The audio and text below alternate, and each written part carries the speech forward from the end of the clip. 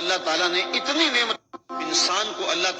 اتنی نعمتیں عطا کی ہیں کہ اگر وہ ان کا احساس کر لے تو کبھی بھی ناشکری اس کے انداز سے، رویے سے اور اس کی طرز زندگی سے ظاہر نہ ہو، بلکہ اس کا سانس جو ہے وہ اللہ کا شکر کرے۔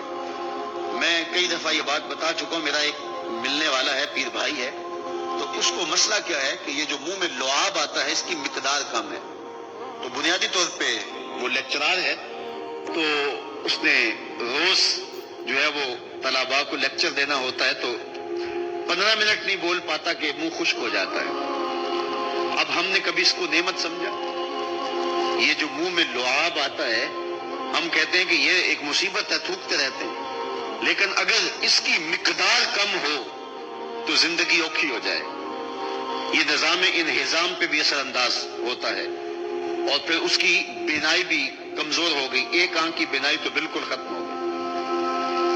مرض کیا ہے، مسئلہ کیا ہے؟ کون سی نعمت کم مل رہی ہے؟ پانی نہیں مل رہا، مل رہا ہے، آکسیجن نہیں مل رہی، مل رہی ہے، گردش خون جاری ہے۔ کمی کیا ہوئی؟ کبھی سوچا بھی نہیں ہم نے۔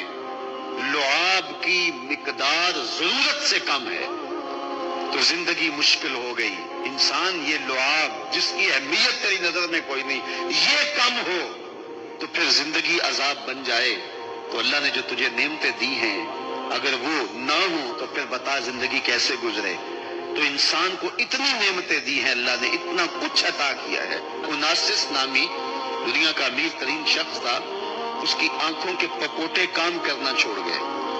یہ آٹومیٹک سسٹم رب نے لگایا ہوا ہے، ادھر سے تنکا اڑا، ادھر آنکھ بند ہو گئی۔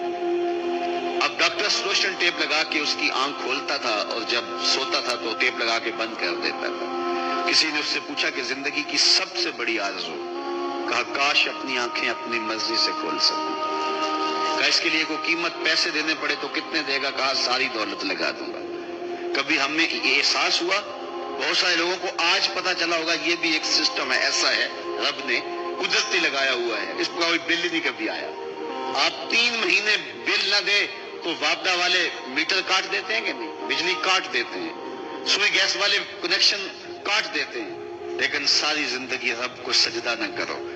اس نے کبھی سورج کو نہیں کہا کہ اس نافرمان کے گھر تیری روشنی نہیں جانی چاہیے۔ اس نے کبھی چاند کو نہیں کہا کہ تیری چاندنی اس کے آنگن میں نہیں جانی چاہیے۔ جس طرح با یزید کے گھر میں سورج کی کرنیں جاتی ہیں، اس نافرمان کے گھر میں بھی ایسے ہی جاتی ہیں۔ تو انسان کو اللہ نے بڑا کچھ دیا، لیکن یہ اس کے باوجود ناسپاس ہے، ناشکر گزار ہے۔ تو کہا اس کے لیے کوئی اس کو خارج سے دلیلیں نہیں چاہیے۔ انسان اگر اپنے پہ غور کرے تو انسان کے اندر ہی سب کچھ ہے۔ میں کہاں کھڑا ہوں مجھے پتا ہے، آپ کہاں کھڑے ہیں آپ کو پتا ہے۔ آج وقت ہے اپنا رب سے جوڑ لیں۔ اس کی رحمتوں کے دروازے کھلے ہوئے، اس کی کرم نوازیوں کا میਂہ برس رہا ہے۔ وہ ایک فقیر تھا، وہ بازار میں کھڑا رو رہا تھا۔ کسی نے رک کے پوچھا، کہا بابا کیوں رو رہے ہو؟ کیا ہوا تمہیں؟ کسی نے مارا ہے، تنگ کیا ہے، بھوک کی شدت ہے، کیا ماجرا ہے؟ کہا نہ بابا یہ میرے مسئلے نہیں ہیں۔ کہا پھر کیوں کھڑے